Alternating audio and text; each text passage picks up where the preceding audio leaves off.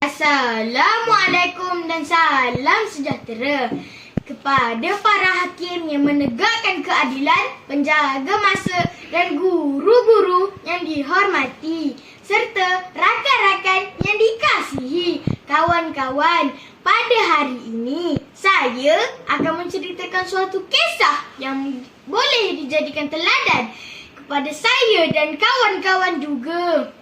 Tajuk cerita saya ialah Anakku Wiranegara.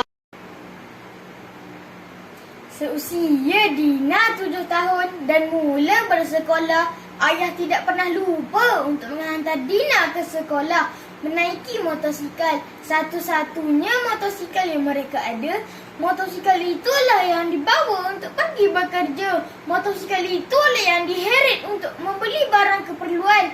Dan motosikal itu jugalah yang menjadi kuda tunggangan membawa Dina ke sekolah.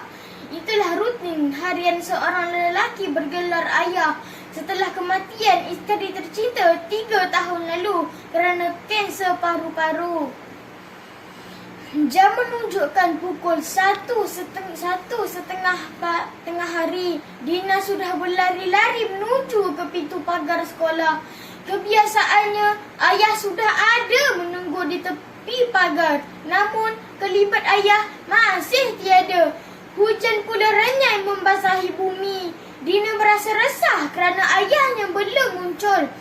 Selepas hampir sejam menunggu, Cikgu Hayati datang menghampiri Dina.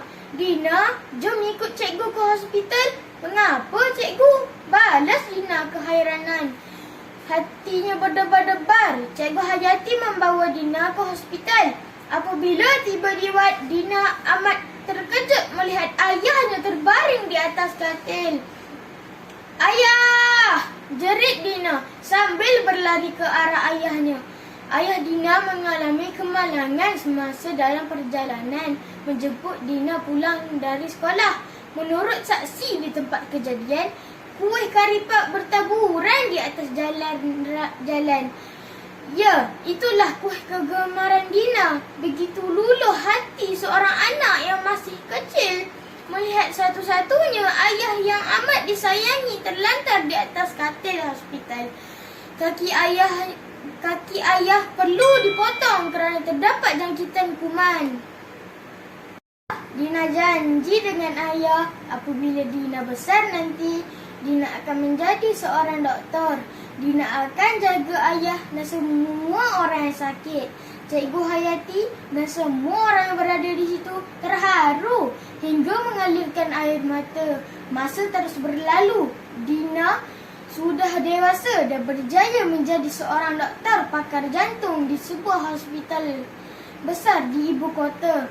Dina tidak lupa pada janjinya. Dia menjaga ayahnya hingga sekarang. Walaupun sudah berkeluarga dan mempunyai 3 orang anak, Dina tidak pernah lupa pada tanggungjawabnya.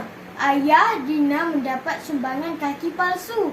Dapatlah bergerak ke surau, membeli barang keperluan dan bermain dengan cucu-cucu. Ayah Dina meminta untuk pulang ke kampung.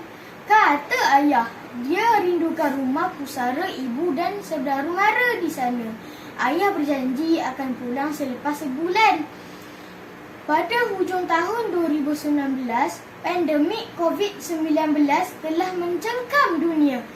Musuh yang tidak pernah siapa nampak. Dina berkorban seluruh jiwa dan raga untuk menjaga kesihatan dan nyawa orang lain.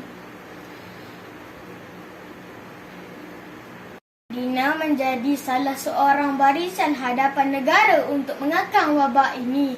Sejak seminggu, ayah Dina demam dan kadang-kala sesak nafas. Dina tidak menunggu lebih lama lagi dan terus ke kampung yang tidak jauh dari rumah mereka. Lengkap dengan pakaian PPE, Dina sendiri membuat ujian pengesahan COVID-19. Lebih meruntun hati Dina, keputusan ujian adalah positif. Ayahnya telah dijangkiti virus COVID-19, perkara yang amat ditakuti oleh semua orang di luar sana. Ayah semakin hari semakin tenat. Ayah hanya mampu bergantung kepada bantuan oksigen. Ayah reda ya semua keputusan dan persetujuan yang Dina tanda tangani? Soal Dina. Ya Dina, terima kasih kerana telah menjaga Abah selama ini. Terima kasih juga kerana menjadi barisan hadapan negara dengan berkorban segalanya. Teruskan berbakti dan membantu orang lain. Wahai anakku, wira negara, kata ayah sambil tercungap-cungap kerana tidak mempunyai nafas yang cukup untuk berbual panjang. Keadaan menjadi lebih sayu apabila Dina sendiri yang menolak katil ayahnya masuk ke dalam ICU. Ayah mula tercungap-cungap hingga terpaksa menjalani rawatan intubasi dan selepas sejam jantung ayah terhenti.